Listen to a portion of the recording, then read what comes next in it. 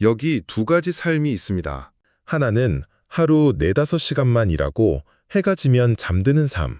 다른 하나는 하루 10시간을 일하고 자도 피곤한 삶. 여러분은 어느 쪽입니까?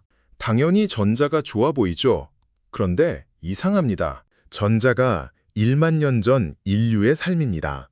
후자가 지금 우리의 삶입니다. 우리는 더 편해졌습니다. 스마트폰이 생겼고 세탁기가 생겼습니다. 그런데 왜 더 피곤해졌을까요? 오늘은 그 이유를 1만 년의 역사로 추적합니다. 지금으로부터 1만 년 전, 인류는 스스로 역사상 최악의 거래를 맺습니다. 농경의 시작이었습니다. 당시 수렵채집이는 하루 평균 4~5시간만 일했습니다. 200종 이상의 식물을 먹는 어떻게 보면 미식가였죠. 그런데 농경이 시작되자 이상한 일이 벌어집니다. 더 많이 일하는데 오히려 더 못 먹게 됐습니다. 실제로 농경 이후 발굴된 인고를 보면 평균 키가 줄었습니다. 뼈 밀도가 약해졌습니다. 충치가 늘었고 영양결핍 흔적이 선명합니다. 유발 하라리는 사피엔스에서 이 역설을 이렇게 표현했습니다. 인류가 밀을 먹기 시작한 것이 아니라 밀을 위해 살기 시작했다. 밀은 움직이지 못합니다. 그래서 인간을 부려 땅을 골랐습니다. 물을 길어오게 했습니다. 경쟁자를 제거하게 했습니다. 인류는 농경을 발명했다고 생각했지만 실상은 농경이 인간을 재설계한 겁니다. 물론 여기서 반론도 있습니다. 농경 없이는 문명도, 의학도, 철학도 없었겠죠. 하지만 핵심 질문은 따로 있습니다. 그 대가가 정당했을까요? 그리고 우리는 지금도 그 대가를 치르고 있는 건 아닐까요? 농경은 인류에게 전혀 예상치 못한 부산물을 안겨줍니다. 바로 잉여 식량이었습니다. 창고가 생기는 순간 인간은 역사상 처음으로 인간을 적으로 봤습니다. 지키는 자가 생겼습니다. 빼앗는 자가 생겼습니다. 그 창고의 열쇠를 쥔 자들이 왕이 됐습니다. 이제 농부들은 자기 자신만이 아니라 자신을 지배하는 시스템까지 먹여 살려야 했습니다. 2배, 3배의 노동이 시작된 겁니다. 그리고 농경은 또 하나의 형벌을 내렸습니다. 바로 미래라는 형벌입니다. 수렵채집이는 내일 걱정이 없었습니다. 오늘 먹을 것을 오늘 구하면 그만이었으니까요. 하지만 농경인은 달랐습니다. 씨앗을 심었습니다. 수확까지 기다려야 합니다. 가뭄도 걱정입니다. 홍수도 걱정입니다. 세금도 걱정입니다. 인류 역사상 처음으로 만성적 불안이 탄생한 겁니다. 더 많이 생산하면 더 행복해질 거라 믿었습니다. 하지만 늘어난 인구가 퇴로를 막아버렸습니다. 멈추고 싶어도 멈출 수가 없게 된 겁니다. 농경의 덫에서 벗어나나 싶었을 때 인류는 또 다른 주인을 만납니다. 1760년대 산업혁명입니다. 농부의 시간은 그나마 태양을 따랐습니다. 해가 지면 노동도 멈췄습니다. 겨울이 오면 대지도 쉬었습니다. 하지만 공장의 기계는 휴식을 몰랐습니다. 그리고 결정적인 것이 더해졌습니다. 바로 전구였습니다. 1879년 에디슨이 전구를 발명했을 때 세상은 이걸 축복이라 불렀습니다. 하지만 자본주의 시스템 안에서 전구는 인류에게서 밤이라는 마지막 안식처를 빼앗아갔습니다.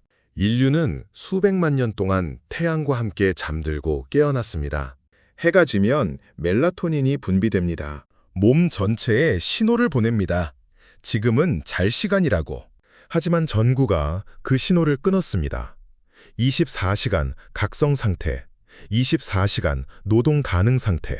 세계보건기구는 말합니다. 성인의 30~40%가 수면장애를 경험한다고. 이게 우연일까요?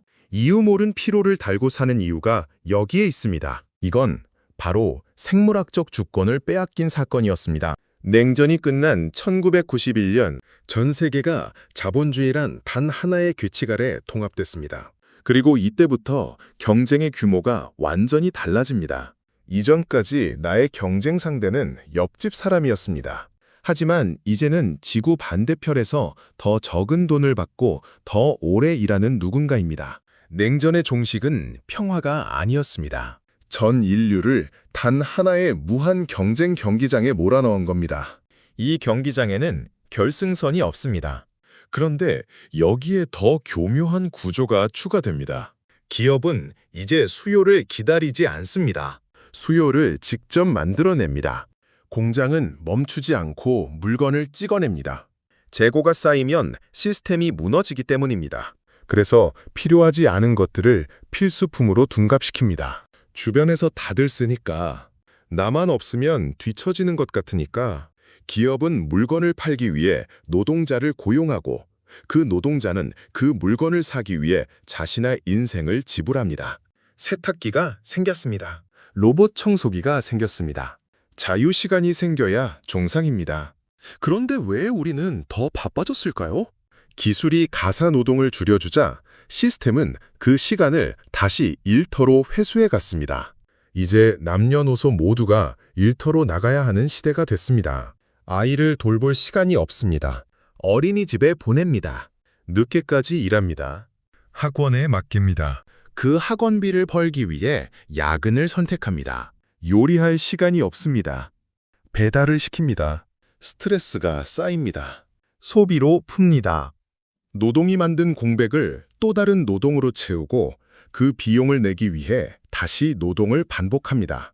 굴레를 벗어나기 위해 내딛는 발걸음이 도리어 이 굴레를 더 빨리 돌리고 있는 꼴입니다. 우리는 지금 멈추는 법을 잊어버린 므에비우스의 궤도 위에 서 있습니다. 그런데 잠깐, 문제는 시스템만이 아닐 수도 있습니다. 지금 당장 이 모든 것에서 벗어날 수 있다면 여러분은 정말로 그렇게 하시겠습니까? 승진도, 노후 준비도, 아이의 학원도 모두 내려놓고 떠날 수 있습니까? 아마 머뭇거리실 겁니다. 그 망설임 자체가 답입니다. 철학자 한병철은 이렇게 진단합니다. 타인이 착취하는 시대는 끝났다고. 이제는 스스로를 착취하는 시대라고. 착취하는 자와 착취당하는 자가 같은 사람이 된 겁니다. 그렇다면 왜 멈추지 못하는 걸까요? 첫 번째 이유는 붉은 여왕의 가설입니다. 주변 모든 것이 함께 뛰고 있습니다. 제자리에 있으려면 전력으로 달려야 합니다. 남들이 다 하니까 내 아이만 뒤처지다 봐. 그 방어적 경쟁이 우리를 늪으로 밀어넣습니다. 두 번째 이유는 지위제의 함정입니다. 우리가 원하는 건 그냥 집이 아닙니다. 남들보다 더 좋은 동네입니다. 그냥 성적이 아닙니다. 남들보다 더 높은 성적입니다. 지위제는 모두가 가질 수 없습니다. 누군가 올라가면 누군가는 내려가야 합니다. 완벽한 제로섬 게임입니다. 인간의 뇌는 원래 50명 규모의 부족 안에서 비교하도록 설계됐습니다. 하지만 SNS는 전 세계 상위 0.1%의 하이라이트와 나의 일상을 실시간으로 비교하게 만듭니다. 우리는 지금 80억 명과 무한 경쟁 중입니다.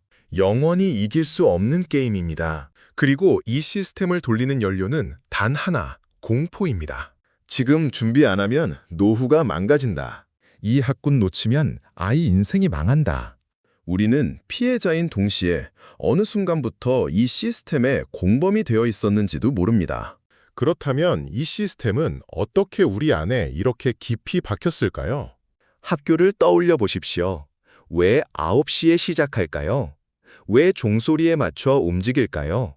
왜 손을 들고 허락을 받아야 할까요? 공교육의 원형은 공장 노동자를 찍어내기 위해 설계됐습니다. 정해진 시간, 정해진 행동, 의심 없는 복종. 학교 종소리는 공장 호각 소리의 변주곡이었습니다.